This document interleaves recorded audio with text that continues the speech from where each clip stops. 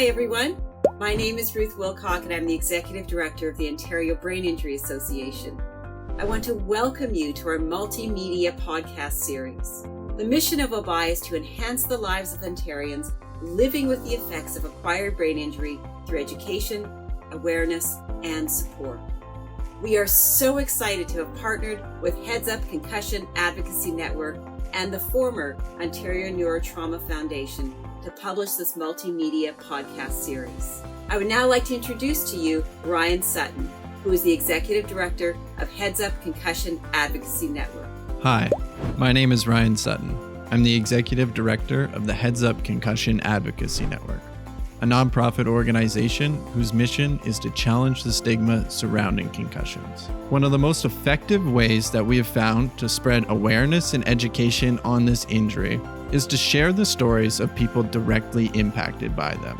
That is why my team and I are so excited to be collaborating with the Ontario Brain Injury Association and the former Ontario Neurotrauma Foundation to produce this multimedia podcast series. Well, good evening, everyone. My name is Dr. Steph Dallaire, and I'm a family physician currently working in Peterborough, Ontario.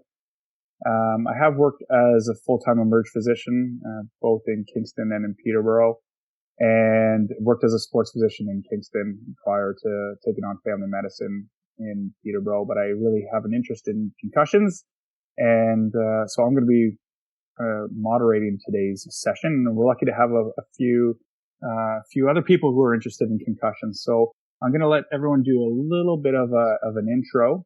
So if we can start with Shannon, that'd be great.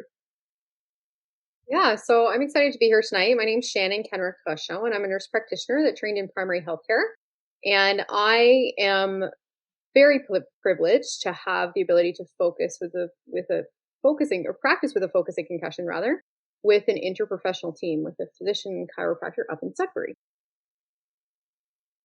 Great, thank you so much.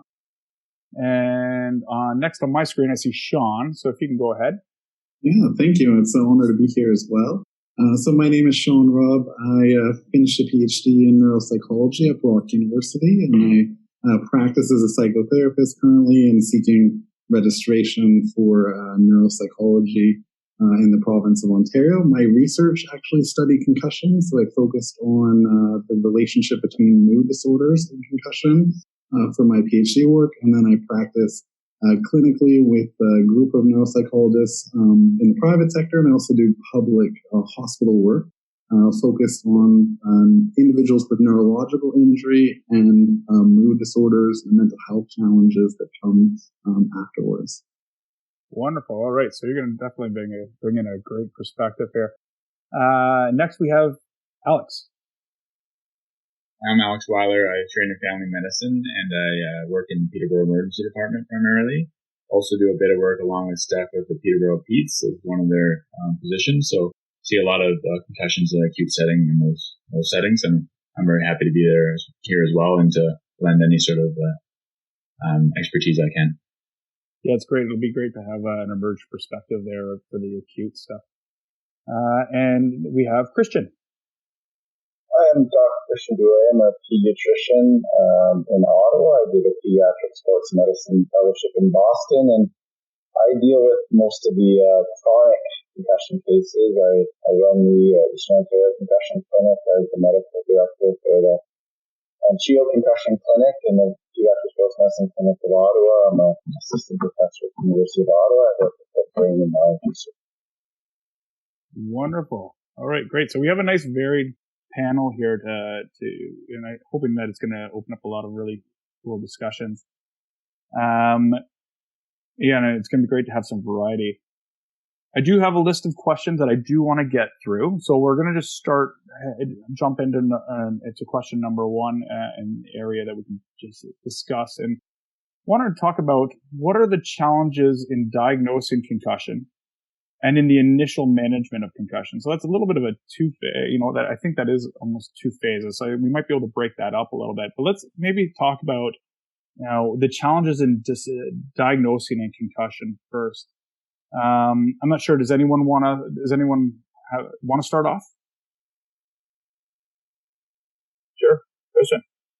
That's So it's the first time I've ever used that raise the hand function. So I was kind of cool seeing the hand up there. So I think, one of the big problems with diagnosing a concussion is that there's so many other factors that contribute to concussion-like symptoms. And I think that, it's very important to get a really good history about what was going on at the time of the head trauma, and how did the symptoms relate temporally to the head injury? Because, like I said, there's so many different causes of headaches and feeling tired that one of the major issues that I see is trying to tease out what is concussion, what is the myriad of other factors that can cause them. Great, wonderful. It's interesting because I think I'm looking at the people that are involved here. We all will see patients, clients at various times. And I almost all of a sudden I'm like, hey, you know what? We kind of start at the beginning. And I think that would likely be Alex, would probably have the most experience with right at the up front. So maybe you could talk about, the diagnosis from an emerge standpoint. Because I know as a family physician, one of my frustrations and having worked in the emerge and with players out on the ice or in the field, you have various amounts of time that you can spend with the person. So Alex, from an emerge perspective, what can you share? Yeah, so I find one of the biggest challenges is the competing interests when you're in the emergency department. When someone comes in with a head injury, concussion is kind of the last thing you're thinking about as far as before they go home. You want to kind of make sure you have that diagnosis and give them information about what's going on there. But there are first and foremost, we're thinking about the life threat. So do they have a bleed in their brain? Do they have a significant neck injury? Do they have any other traumas, or trauma to their chest or abdomen? Do they have a significant fracture? So you're kind of working down through all these different things. And then concussion, you really want to make sure you make that diagnosis. But there's so many other things going on depending on the severity of an injury. So that's kind of one of the biggest things. And oftentimes we're being interrupted as well. Like some other people were saying already, it's important to get a full history of the events, what happened around the injury. We're very limited in time in the emergency department. Oftentimes we can be working with one patient, we get called to another room to see somebody else, and it really interrupts your ability to get a full, thorough history of what happened to really say definitively, yeah, this really sounds like a concussion at the time of injury. Yeah, and would you agree that, especially for some of the bigger, more traumatic injuries, that does come later on, after once people are stabilized and stuff like that. I have to admit there's, especially in the non-sporting injuries, it's sometimes elderly who have had a fall, and you don't think necessarily of the 90-year-old with the concussion later on. It's more, okay, is there a bleed? Let's make sure there's nothing bad. And then they're like, you know what? They're stable. And then you have to remember, wait a minute. Oh yeah, there might be some repercussions over the next couple of weeks or further. Yeah. And talking about time course as well, they may not have developed all their symptoms that day or within a couple hours of the injury. You may be only seeing a subset of what they're experiencing, and that may progress and be a bit worse over the next little while. They may develop new symptoms that we aren't aware of at the time as well. Does anyone have anything else? I think we get asked a lot about why we spend so much time doing education, and I would argue one of the hardest part about diagnosis is just recognition. So we spend a great deal of time doing education with the general public to make sure that these injuries get recognized. Our youth organized sport and things like that tend to be really good at recognizing these injuries now. They've gotten a lot better, but it's also about recognizing the injuries that maybe didn't have any type of formal involvement in sport, or perhaps on the schoolyard, or motor vehicle accidents where there's lots of distracting things happening at the time, and concussion is somewhat of an afterthought when they're not getting better. So spending a lot of time recognizing it as a possibility so that early intervention can actually take place is, I think, a really important part of just getting them to a point where a diagnosis can be made. Sure. And then, once a diagnosis, we have various tools to help us with, potential diagnoses. But in the emerge, you don't have time. You don't have, half an hour to go over or do a complete thorough stat 5, right? And we will get into tools in a little bit, because I think that is going to be an important piece of this. But then that's where I'd say the family physician then comes in. We have a little more time. All right. We're still limited, but we can book appropriately. If someone has an injury, I think we can go be a little more thorough. Once we recognize what's going on, then we might refer on to, a neuropsychologist, or like for further diagnosis. So, Sean, what do you think, how, from your perspective, what do you think we can do? What would you do for diagnosis? Well, often by the time they get to me, that's part of the challenge, is trying to figure out, was there a concussion or not? A perfect example would be like a motor vehicle collision, where a person is unsure if they had a concussion or not. And that's often a question that we receive. And we're often trying to figure out, like, did the person lose consciousness? Are they having difficulties with memory around the time of that? Did they hit their head and they're having difficulties with memory around that event? If they have memory difficulties, they may not know if they lost consciousness for that period of time. There may be this challenge of trying to know whether, I just have this gap of time, right? So I'm in this motor vehicle collision. I have a gap of time. Did I lose consciousness, or am I just not able to remember? And then if you add a difficulty of, if you saw the accident happening, you have all this anxiety that can also impede cognition. So that further complicates the story in trying to understand that. So it's a very complex situation. And I was really thinking about the idea of, it would be nice to have witnesses at that time. Like, if there's anyone who saw what took place, whether it be on the field or whether it be, a bystander in the motor vehicle collision, that information, if it's ever collected, and it rarely is, unfortunately, is so helpful to know what happened in that event. Absolutely. Yeah, no, that collateral information I find is a very important piece when we can get it. Anyone have anything else to offer with regards to that diagnosis piece?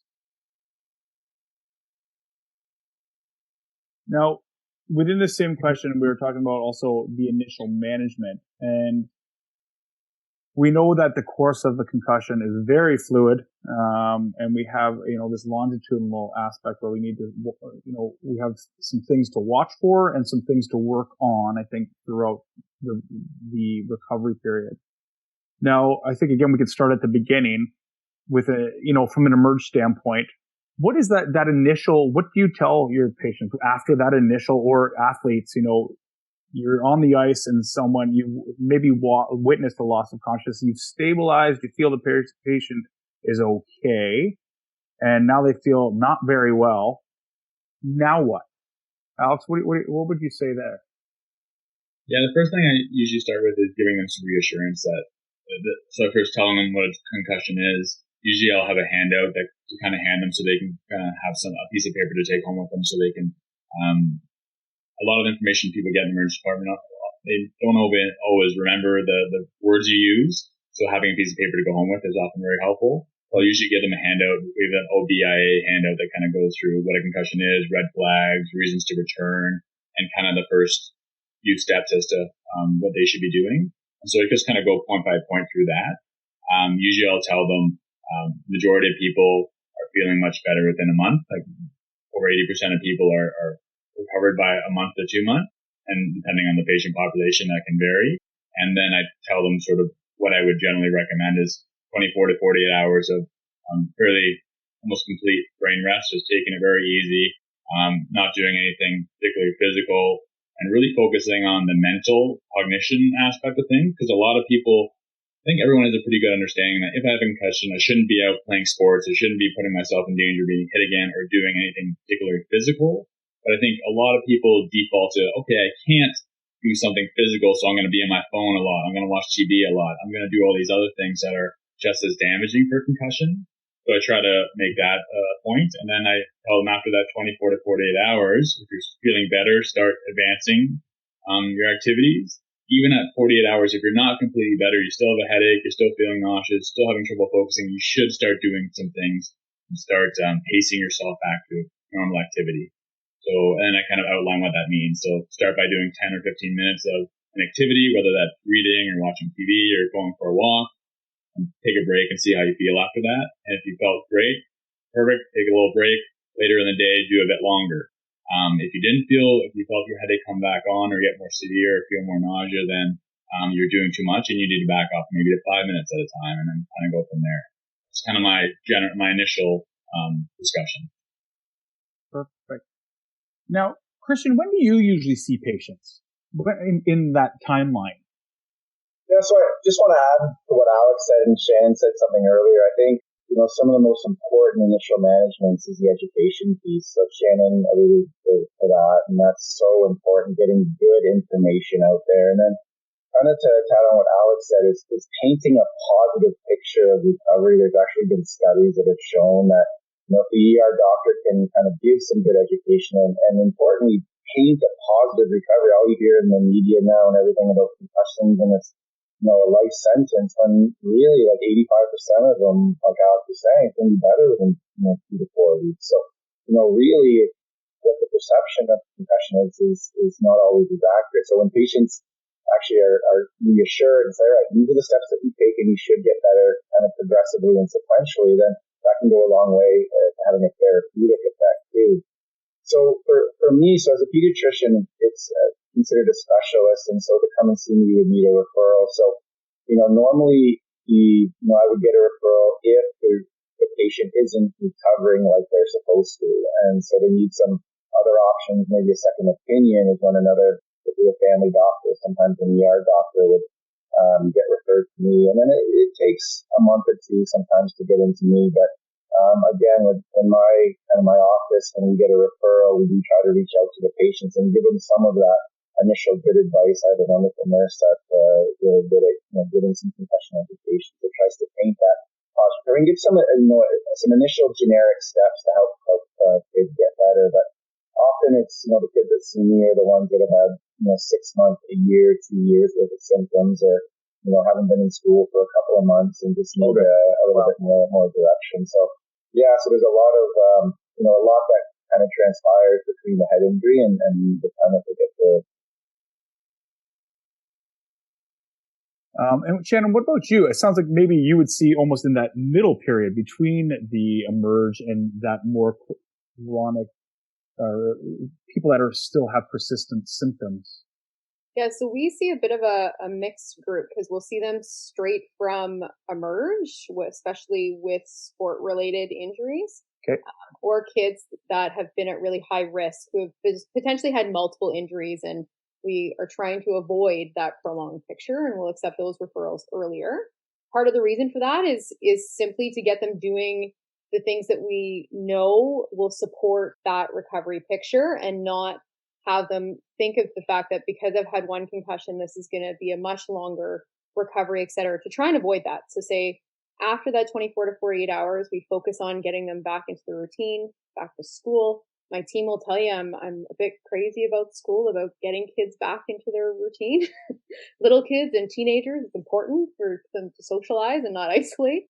And then in our more persistent cases, it's very much like what Christian said, is we're there to try and rule out, make sure that we aren't being tricked, make sure that this is in fact related to concussion and confirm that diagnosis and there isn't potential for something else going on, and provide lots of reassurance about how to manage symptoms, how to actively rehabilitate symptoms and get them sort of set on the right path. So education and reassurance is kind of standard regardless of when we're seeing the patient, and then the rehab obviously differs a little bit based on where we're going from there.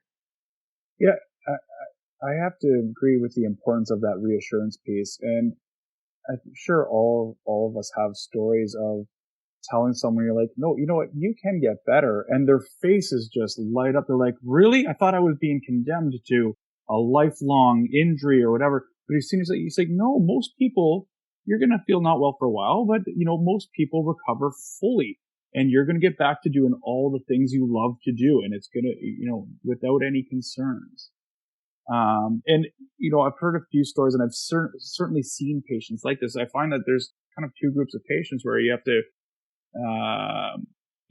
some people you need to encourage to go a little more aggressive with getting back out there. And then there's the ones where you're like, whoa, we need to slow down. And I forget who it was that mentioned it, but I think I remember hearing something about hawks and doves.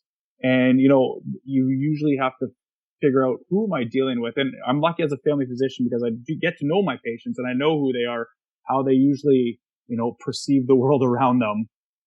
And try and find that happy medium for them. They're like, okay, you know what? You're ready to get back out there. Let's just do a little bit more. All right.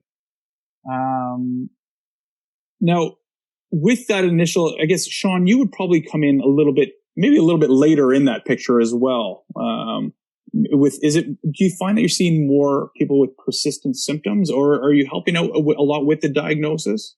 Most of my work would be with persistent symptoms. Many times, I rarely see a person that hasn't had symptoms for at least a year, but often it's multiple years sometimes that they're experiencing challenges. So for sure, my experiences are predominantly with persistent symptoms and trying to help people figure out, are these symptoms going to stay, or are these symptoms and we just need to figure out the right strategy for a person, or do we need to shift gears and think about compensatory strategies, as in maybe the brain is a bit different now and we need to build a new user's manual for you because things are a little bit different than what you expected. The brain that you grew up with is a bit different. And you can build this new user's manual and still build a really meaningful and hopeful life in that regard. Oh, I like the way that you said that, new user's manual. I'm probably going to steal that. Now, I also want to touch on a little bit about, some of the specific challenges in diagnosing various populations, but more specifically children, and teenagers.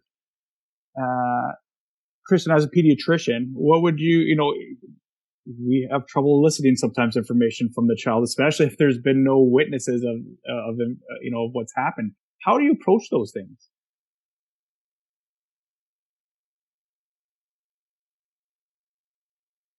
I just got to unmute there.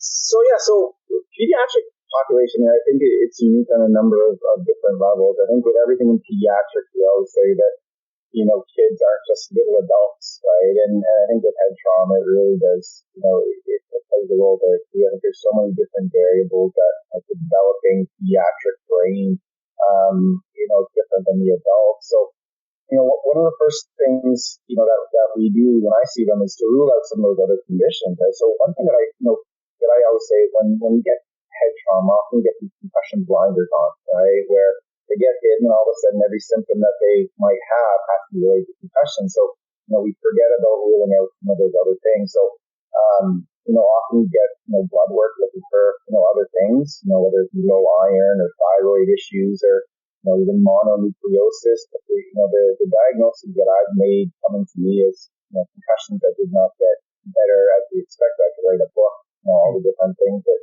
could play into it. And so, I think one thing it's really important to rule out, the other factors. And then one thing we do is we just really get down to basics as well too. Is with kids and Shannon kind of alluded to it again too. It is so important for these guys not to kind of take on that sick role and not feel sick and not to expose them to another trauma. Like they had a head trauma and that's one, but social isolation, pulling them out of sports. I mean, that's trauma, and it can really start taking a toll. I think you look at the kids and I always call teenagers, it's almost like an evolutionary faux pas, right? Where, their brain is developing, their bodies are changing and they have so many different stressors from school to home and, there's gender identity issues now, social isolation issues and with the pandemic and they just don't have very many coping strategies. And a concussion has such a big impact on every aspect of their life.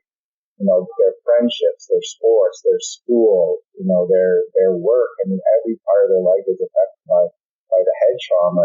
And such an impressionable time as well that I think, in dealing with these concussions, especially in a pediatric patient, you have to really look at it from a holistic approach and say, all right, well, let's let's look at all these different aspects of their life and try to address them more accordingly.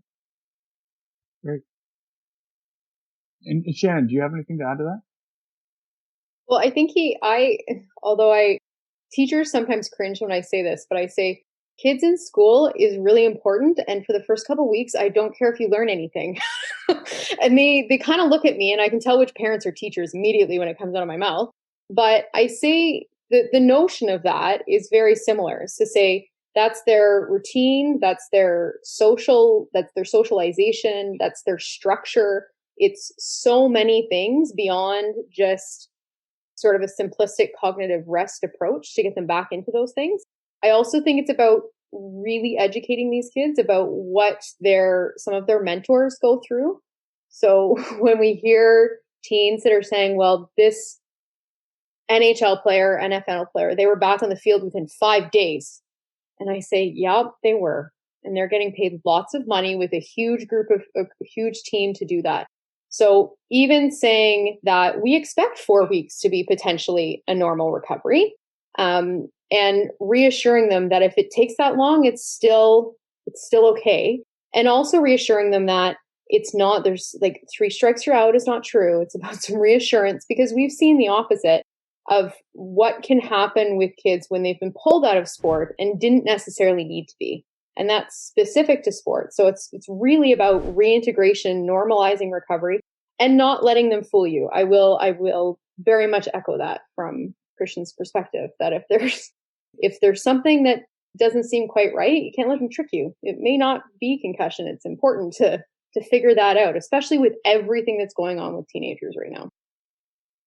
And has anyone ever had a point where you question yourself? Whereas I have to admit, there's a couple times where I'm like, someone comes in with a great story and I'm already kind of going, okay, I can see where my path is going a little bit. I'm trying not to, make any prejudgments yet.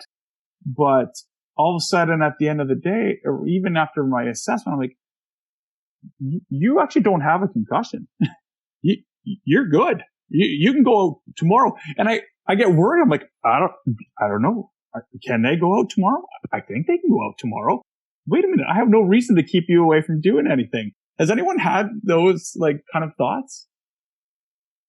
All the time. I think, and it's so complex, and we know that we actually do harm when we make kids feel sick. And, just going back to that school angle a little bit. Yeah, I try to get kids back to school as quickly as possible, sometimes by 2 days, definitely by the 1 to 2 week mark. I really think they have to be there. And like Shannon, I always say, all right, you're there in body, but you're not there in mind, right? So again, you got to get there, but you don't have to really do anything. And you have to get, the schools on board, right? And there's been a lot more awareness over the last few years. The worst thing you can do to a kid if, he's had or she's missed a week of school, and they come back and they have 4 teachers giving them a stack of paper that's big saying, all right, this is what you have to do because you missed, or you can just see their concussion symptoms start to go up and up and up, right?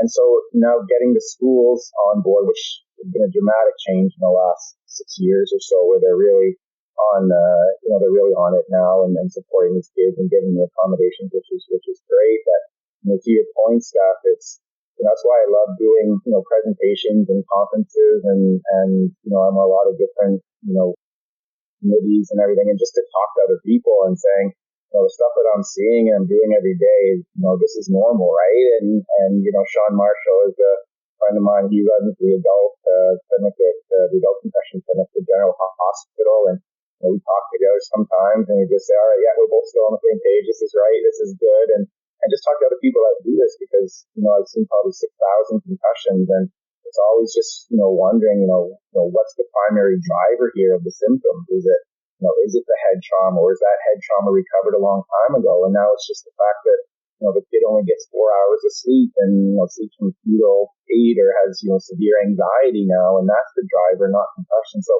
it's always kind of reassessing our approach and reassessing every patient, from visit to visit and patient to patient. It's trying to, just to make sure that, we're doing right by the patient, and that you're kind of picking out that big holistic approach.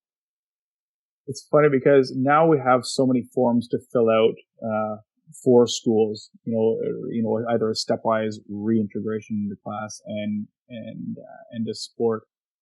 And I find that it's made me rethink a few things, not always for the good, because then it makes me question, the parents gave me this stack, so obviously they must have a concussion.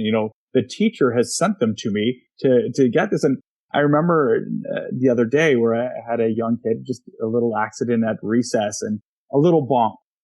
But it soon came out that mom's also suffered from a concussion and is currently, watching things. So there was that, I don't want to say secondary gain, but awareness and worry for their child. And at the end of the day, it's like we went through it with this, I don't know, he would have been around 8 or something. And at the end of the day, he didn't have anything. He had a small knock at recess, and I'm like, no, you're good to go tomorrow. And mom was very much reassured. I'm glad she didn't play it up. They're like, well, I'm worried about this, and this. She just wanted that reassurance that, okay, he is good to go. So. Well, the reassurance is, again, it's a topic that keeps coming up, but it's so true. I think, any trauma is bad, but I think, we do have to realize that our species is very, very durable, right? I mean, we've been getting concussions for, hundreds of thousands of years, and with that comes an ability to recover if everything else is taken care of. What I tell patients sometimes is that, our brains are very, very well equipped to recover from head trauma, because if we didn't, Homo sapiens would be extinct, right? But what we're not great at is recovering from a head trauma in this society, with all the demands and the sensory inputs and everything and all the stressors that we're all under. But underneath it all, our brains, there is that innate, well-developed ability to recover from concussion, and that's what is important. Great.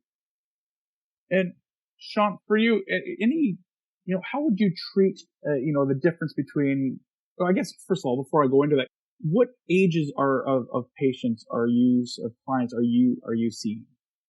It just depends on where I am. So okay. I do across the lifespan. So I do work with children, and then I certainly spend a lot of time working predominantly with adults and seniors.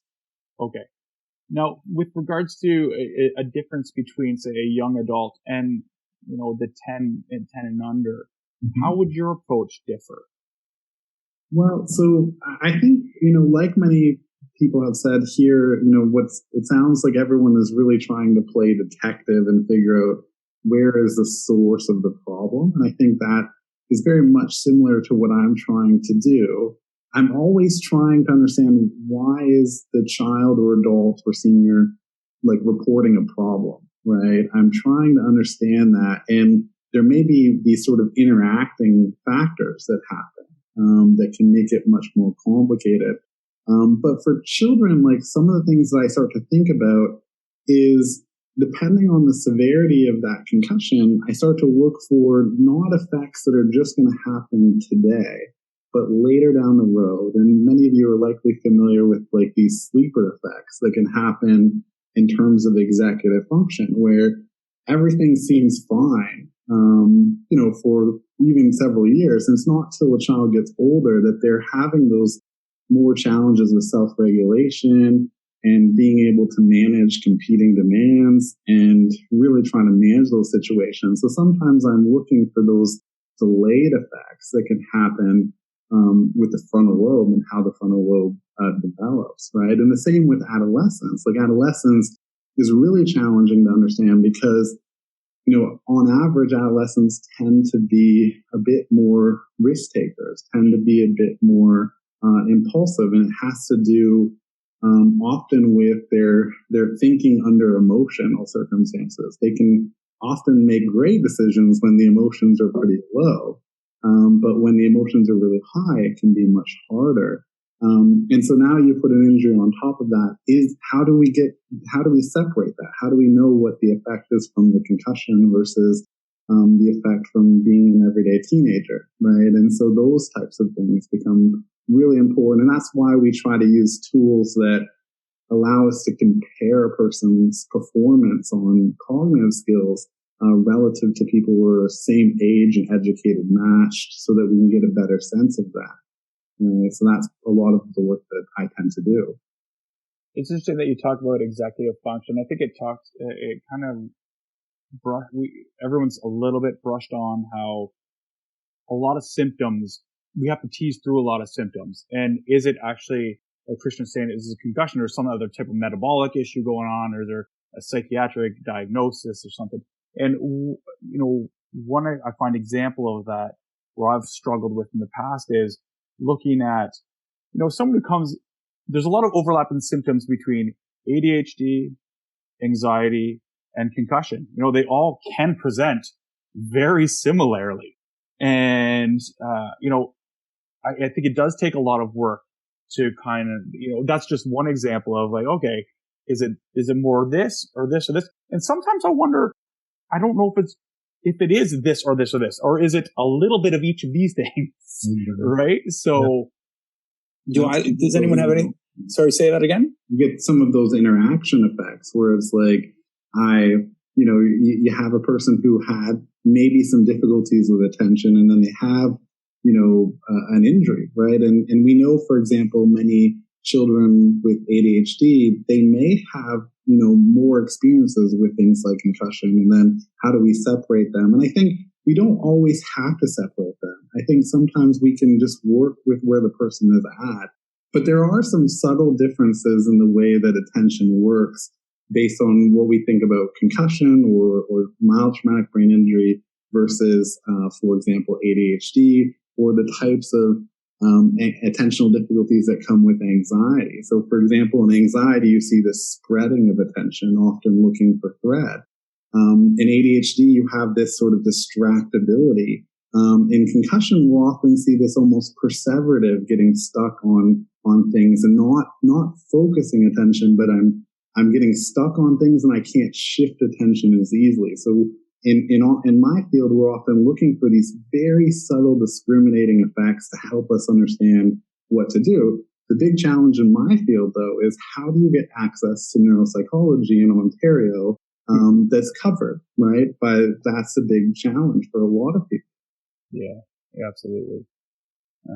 I know in smaller towns, not smaller towns, I guess Peterborough, I would call it almost a mid-size, but, we definitely, it's limited resources. And we like to think that the bigger cities have a lot more resources, but I'm not sure if that's true or not. No, it's one of the, Ottawa's a big enough city and there's such a paucity of neuropsychologists. I wish you could just bring a neuropsychologist in and, have them on salary and have them at the kind of beck and call. But, it's just listening to Sean there, and he speaks so well about, for me, it's really in the pediatric population, so much about the prefrontal cortex, right? That part of the brain that sits right here, that in kids with ADHD, it's about 2 years delayed in development, and people with anxiety, that part of the brain just doesn't fire correctly. And we know that with head trauma, it affects that part of the brain as well too. So, there's a great neurologic explanation for, why all those symptoms, are similar between the conditions, and to try to tease it out, it's, can be virtually impossible sometimes. And because a lot of times it's a little bit of everything, like Sean was saying. It's a little bit of pre-existing ADHD, or maybe undiagnosed ADHD, or it's head trauma plus going through a real stressful time. And so the two things together just causes this kind of, this explosion of symptomatology. And so for me and the approach that I take in trying to help these kids is really, it all comes down to quieting the mind. And that's why I tell patients a lot about, this Brain and Mind Research Institute. I love the title because within like 5 words, it wants everybody to know that there's a big difference between the brain and the mind, right? I explain it, the brain's the hardware and the mind's the software. The brain's the phone, the mind are the app. They work together, but they're different. And so when you get a concussion, there is a brain injury. The hardware is definitely impacted. But to me, almost the bigger of the two evils is what happens to the mind, and they get caught in this trauma cycle where, they get hit to the head and they have headaches and they have problems with sleep, and that causes problems with school, and then that problem causes problems with sleep, which gives them more headaches and more problems with school and then more problems with sleep, and then we take their sport away from them, that causes some stress, and then they're sleeping worse, and that causes more focus problems, it causes school. they just start cycling and cycling and cycling. So, my approach is just, all right, let's break that cycle, right? Let's try to, get that mind quiet down. Let's make sure that your pain is well controlled. Let's making sure that, you're sleeping well, you're eating well, and try to do whatever we can to kind of temper down that stress response that happens. So really the stress center of our brain, that amygdala, gets activated with head trauma. And I think it's our job as healthcare providers really to try to temper down that stress response, all those stress hormones that are flowing, just, they cause headache and they cause conflict, focus and concentration and mood issues. So I think, I explain it, I do a ridiculous amount of talking with patients, and I'll draw things out, explaining that my drawing ability when I was about 5 years of age, but, I draw a very crude brain, and then I kind of bring the mind into that, and as much education as the patients can take, I'll give it to them. I start seeing the kids kind of gloss over. I say, all right, probably talked a little bit too much, let's take a step back. But no, it's just, I think it's so, complex dealing with these head injuries. The brain, 90 billion neurons in there, and it's just, it's almost like a puzzle. Each patient is like a puzzle. Right? So never boring anyway. I guess I often question, does it matter whether we differentiate sometimes, what the cause is? And Sean alluded to it, or do we just treat the symptom? And I think that definitely comes, a little bit later. But there is a time where we do say, okay, well, this is what we're now going to make this management. This is your new, I don't want to say new brain, but how you mentioned, I forget how you worded it, but I really like the way that you did about how the user manual, like how, we're going to work with the symptoms you have.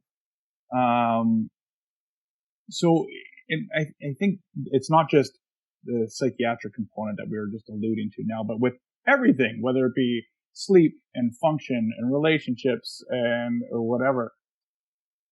Shannon, how do you guys approach that? Because I know you guys you have a team up there that work together. And how would you work as a team for that? Yeah, so I admit that I'm a bit spoiled because when it comes to getting fooled and stuff, I have immediate colleagues that we get to bounce things off of each other, which is a very nice position to be in. And we do.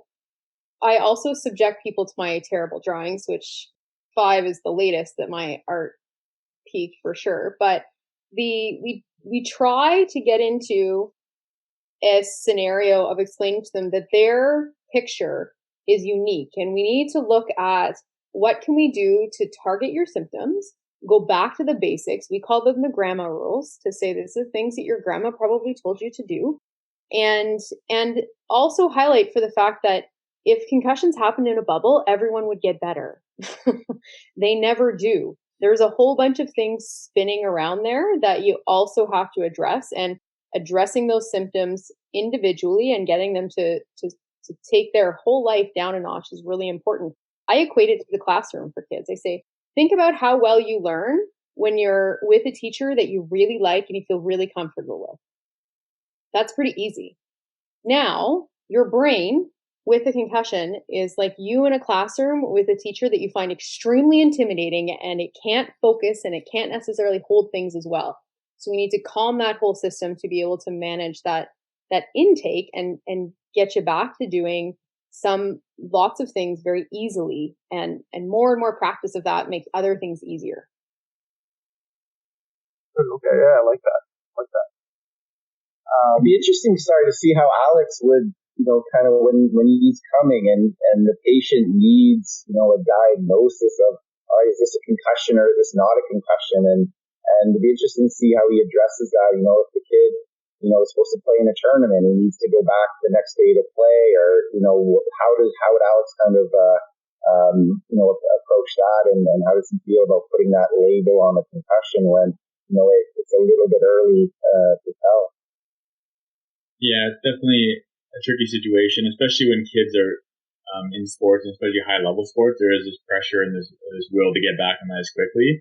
So we were talking about how sometimes you see patients and, actually this doesn't sound like concussion. Everything seems normal. But with these athletes, there's always a bit of are they not maybe give me the whole truth? Are they holding back some symptoms? Are they kind of minimizing what they're actually experiencing?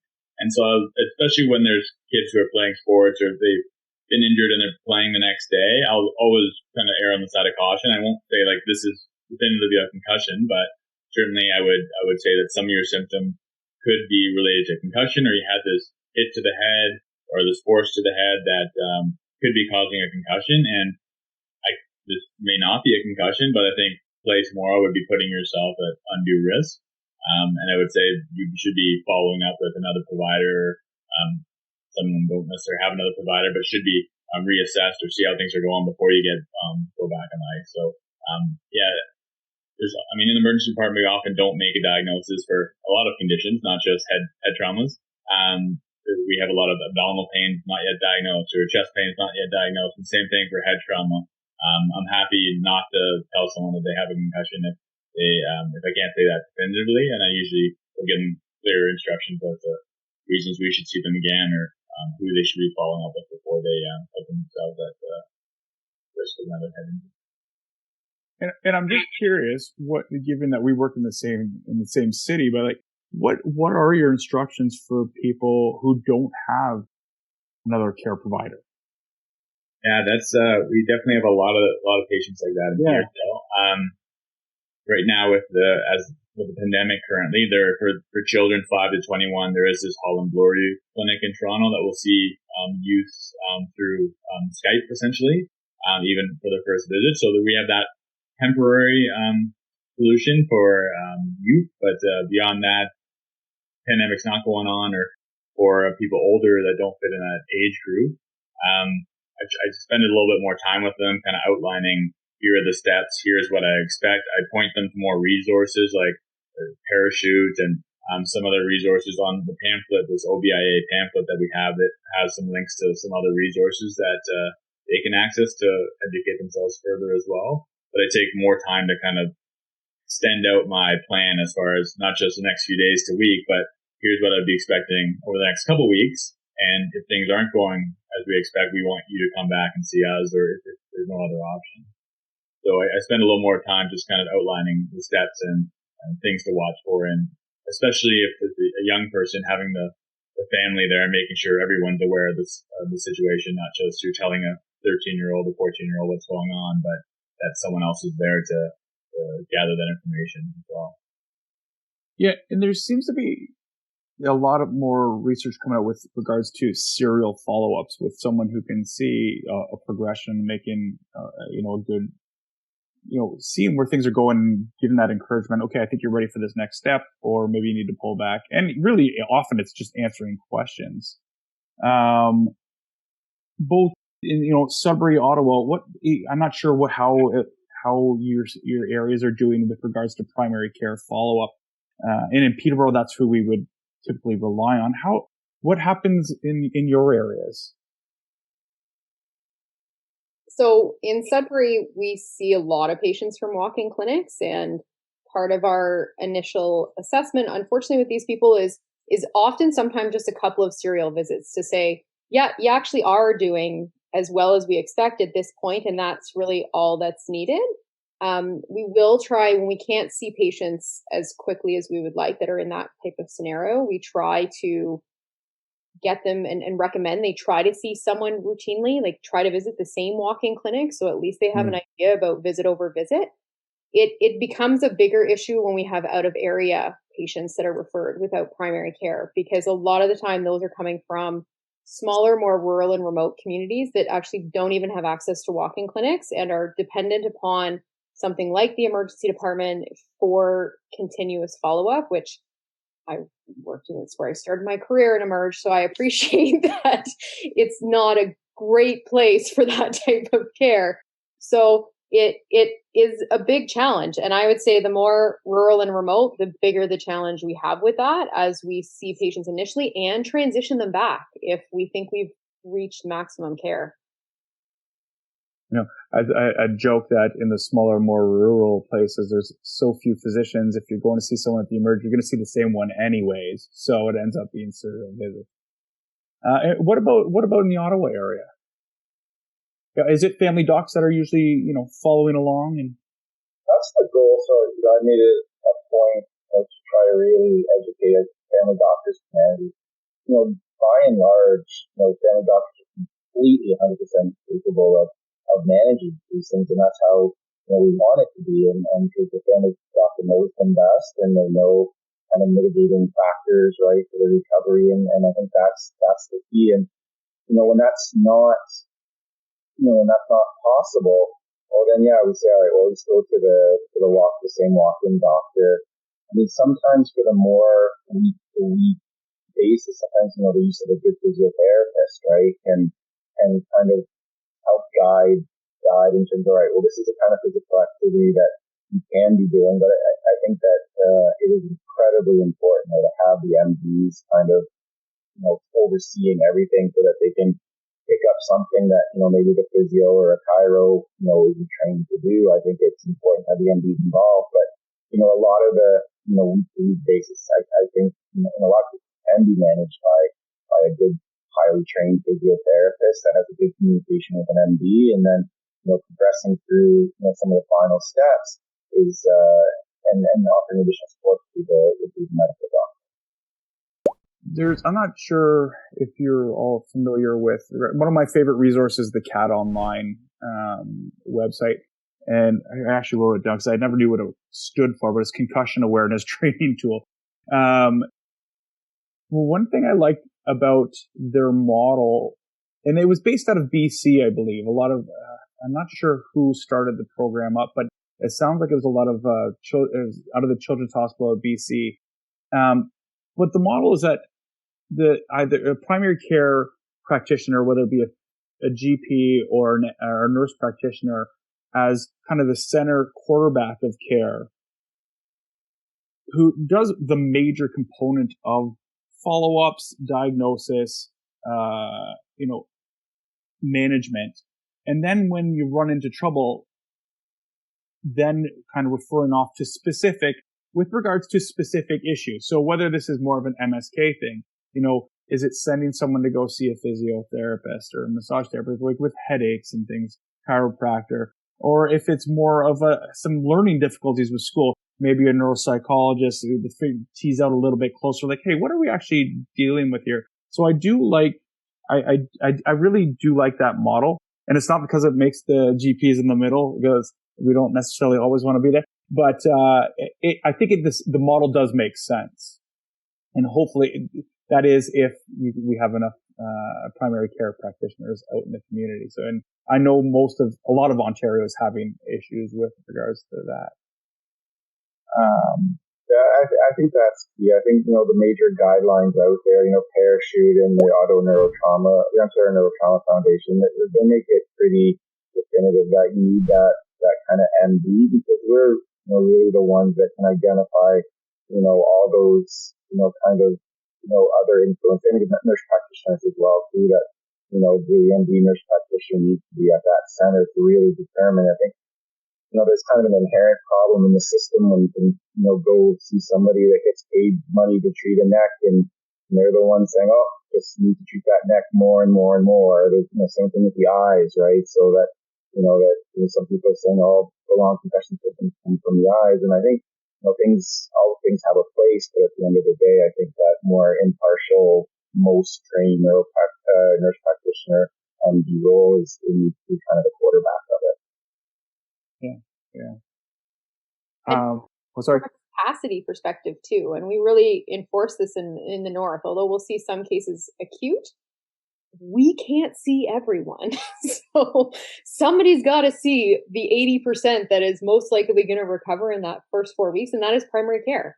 And reassuring that that's really the place, and supporting that. We've put lots of time into and doing training about that, and how can we better support that, because the reality is there isn't capacity for every single person with a concussion to come and see a specialized team. I think it doesn't really even matter where you are in the province to say that.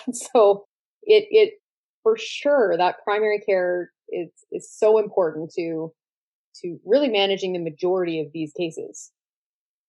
And right there, I'm going to put in a plug for the UHN's ECHO program. because it does, well, it's been really beneficial, especially for people who don't have access, to this educational piece. I think a lot of primary care practitioners need some updating, and to stay on top of stuff, because I've heard all kinds of, a variety of approaches to, initial treatments and stuff. And it's funny that's a little bit of a segue into something that wasn't originally on my list, but I'm lucky because now I get to pick all of your brains for the questions that I've had. And, Christian, you kind of mentioned sleep a little bit. And you hear there's different thoughts, especially in the past. I think more, these days people are getting a little more, on the same page with regards to sleep, the importance of sleep, but not too much sleep. But the old adage is like, you got to wake someone up every couple hours, to make sure, they're doing okay. And I think we're all in agreement that we know that it's probably not the best approach anymore. But then also there's a hindrance on sleep with injuries, but then the importance of that. So, Christian, maybe I can ask you first, like the idea of sleep, and I just want to open that up, about the importance and approach towards sleep.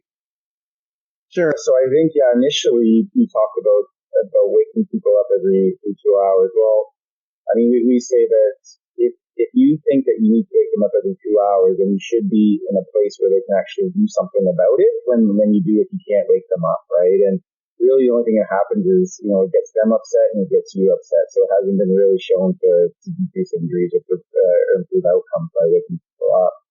So, and then going more to the long term, I think, the way I explain it to patients is, all right, forget you hit your head, right? You take anybody that's sleeping 4 hours a day, 4 hours a night, or, is sleeping all day and wake up all night, their quality of life is going to be very low. And you look at through the symptoms of a concussion, and, someone with sleep deprivation or sleep dysfunction is going to score 3 out of 5, 4 out of 5 on most of these things. There's a study that showed up to 85% of prolonged concussion symptoms can be attributed to poor sleep, right? And so sleep is so crucial, not only, getting the right 8.5 to 10.5 hours of sleep, but making sure the sleep quality is good. I mean, I picked up some kids that, not only, they're getting their 8.5 hours of sleep, but, it's from, 1 a.m. to 9, right? Or, there's heavy snores, and so there's a degree of, obstructive sleep apnea. It happens in kids, more appropriate for adults, that we always have to look at that. But, I always explain to patients too that there's more brain activity, when you're asleep than when you're awake, right? And so when you're asleep, your brain is reprocessing and reconciling all the different sensory inputs and the memories and the emotions and everything during the day. And if your brain can't get come to terms with all these things that it's kind of banked there, if it doesn't get that sleep, then it's going to eventually catch up with you and lead to, whether it be, poor sleep being the second likely cause of headaches, poor sleep leading to cognitive dysfunction, poor sleep leading to mood problems, right? There's some psychiatrists that, think that just about every mental health condition is preceded by some degree of sleep dysfunction. So, I think that just sleep is incredibly important, and that's one of the messages right at the beginning to tell these patients that you have to maximize the conservative measures, how you eat, how you sleep, how you drink, and keeping your stress down are for the most crucial things that you can do early on. It's funny. I read a really interesting study a few months ago talking about how they taught mice to do this maze, and they had these little electrodes that measured by beeps when they ran through this maze. And then when they measured those beeps while they're sleeping, they saw the same pattern of beeps, but at 10 times the speed of when they were actually doing the maze. And they were talking about how that learning process, we learn so much, we relearn throughout our sleep. And so that's a message to all the kids out there. Sleep is extremely important. And with that, I should probably make sure my kids are getting to bed too. Sean, perfect. I'm glad you lifted your hand. I wanted to ask you about that. Yeah, I just want to kind of add on to those perspectives there. I think sleep is incredibly important. And I think, one thing that I see is a really significant sleep stealer in a sense is, I really think about anxiety as the opposite of sleep. Like in many ways, sleep is about synchronization of neurons and really about, in some ways slowing neurons down when we're talking about deep sleep. And you've already alluded to REM sleep being, very similar to wakefulness, if not more activation at time. And anxiety is like the opposite of sleep. It's really about alertness and being awake. And what is a person thinking about as they try to go to sleep? And so it's not just about, we often talk about sleep hygiene and trying to make sure we have a really great routine. But I'm often very interested in what is a person thinking about and experiencing just before they go to sleep. And is it possible that that's hindering their sleep efficacy, so that their sleep is not as good, not as efficient as it could be, and that is then hindering some of their recovery efforts and thus making the recovery longer. Right? And so that's definitely an area that I spend quite a bit of time focusing on. How would you coach? Again, this is more personal interest, but so what are your strategies to coaching? Let's start with kids first. Mm-hmm. With regards to who are having problems with sleep. Absolutely. So often I'll ask a child, what do you think about when you're going to sleep? What is on your mind? What were you doing just beforehand? Right. So, even some of those basic principles of I was playing a video game right beforehand, and it was, something really activating, got me really pumped up, and I was really excited about it, or it was kind of scary, or it activated a lot of emotion. It's very hard for the brain to shift gears. I kind of think of it as like a transmission. And would you shift from gear 5 right into gear 1 would that be easy on a transmission? And for the brain to shift from wakefulness into stage 1 and 2 and then into deep sleep, that's very hard for the brain to do. So I often want to understand what are their thoughts doing, and can we work on slowing some of those thoughts down in advance? And I think we've already alluded to some ideas of trying to slow the system down just a bit to kind of give it an opportunity to rebuild and kind of recharge the system in some capacity. So I'm often trying to figure out how to do that. And that may be even trying to teach a child to meditate or use mindfulness approaches. And sometimes I try to avoid the language because the language has been used a lot and some people are just tired of hearing it at this point. But how do you learn how to focus your attention, slow the system down, slow your thinking down? Do you stay in bed after, for quite a bit of time when you can't sleep, right? So I often ask people to get out of bed after, 30 to 40 minutes if they can't sleep, do the most boring thing they can possibly find, right? And then wait for that sleep to come, that onset to start to happen and go back to sleep, rinse and repeat if needed, right? But it's hard for some people to do. It takes a lot of self-discipline, and sometimes it takes parents kind of coaching them through it as well. And I think these days too, you did talk about screen time. I'm not sure about the other shift workers. I know Alex being one and Shannon having worked in the merge, and Christian, I'm sure you've done quite a few late nights during your career as well. But I know after thinking about this long and hard and reading up more about it, I know when I used to come home from a shift at 3 o'clock, I'd be kind of tired, but I kind of want to unwind. So I'd turn on TSN just to watch it for 10 minutes. And next thing I know, I'm like wide awake, and at 4 o'clock in the morning, I'm like, geez, now I'm never going to get to sleep. So certainly changed my patterns, but we see it with kids. And I know in my practice, I have so many, there's a lot of video games going on. And, that's got to be stimulating not only for sleep, but even with concussion recovery, right? So. Absolutely. And we kind of talk about this idea of concussion is not just a physical injury of the nervous system, it's also a chemical change, right? So we have this huge excitatory release, right? And are we giving that time to kind of slow the system down? So I think it's a great point. Now, I want to get into a little bit, especially we've addressed the idea that not all areas will have access to primary care physicians. And we've talked about resources and the idea of education, how important that is. Alex talked about the OBIA. forums. Alex, do you have any emerge? Is there any other resources that you use, or is that your go-to, or? Oh, you're on mute. That's sort of the main go-to that we have. We kind of keep a stock of those, so that's kind of our simple go-to. Everyone does their own thing as well. Like some people have their individual resource that they like to refer to as well. But that's sort of the main one that we have. And I know you mentioned the CAT Online tool. I'll mention various tools to patients as things that they're interested in learning more, especially if they don't have that primary care follow-up. But that we kind of try to keep it simple and straightforward and emerge. And a lot of the people we're seeing just really need the basic plan to kind of pace return to activity following what your symptoms are doing.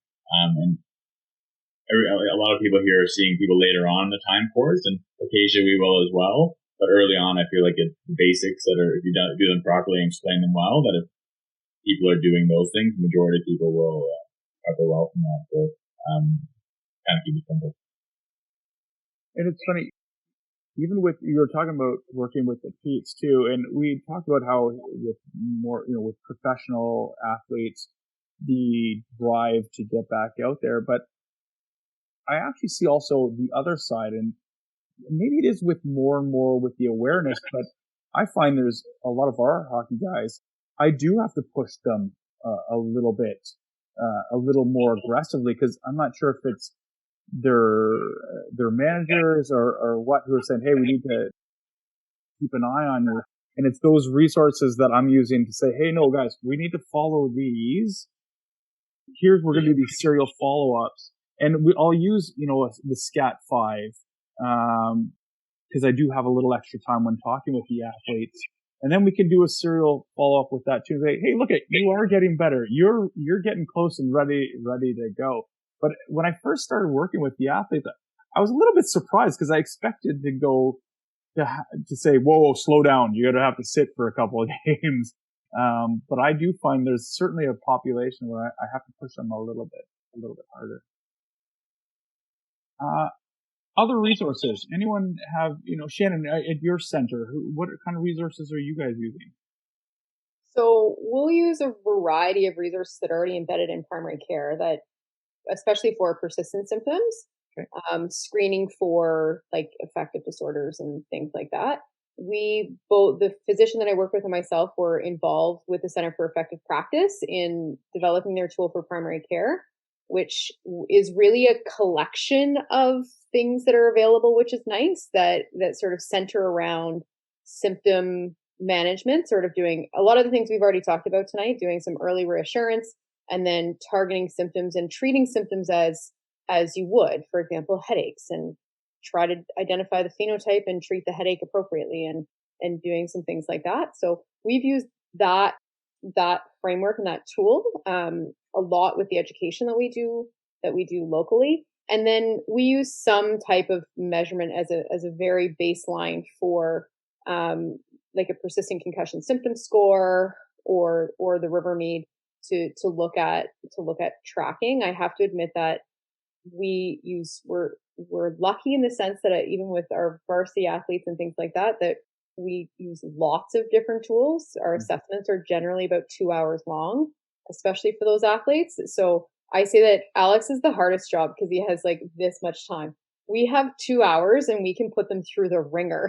and that's important, I think, for the athletes like our amateur athletes that are playing at high levels. It either confirms a diagnosis. It's pretty hard for them to get through that if they're truly symptomatic, but also serves the opposite to say if they're actually asymptomatic, it reassures them when we're able to get through those. So it's quite a gamut of testing that looks at visual symptoms, vestibular symptoms, and doing some minor cognitive stuff, and a big basket. But I think the Center for Effective Practice sort of summarizes a lot of those tools well.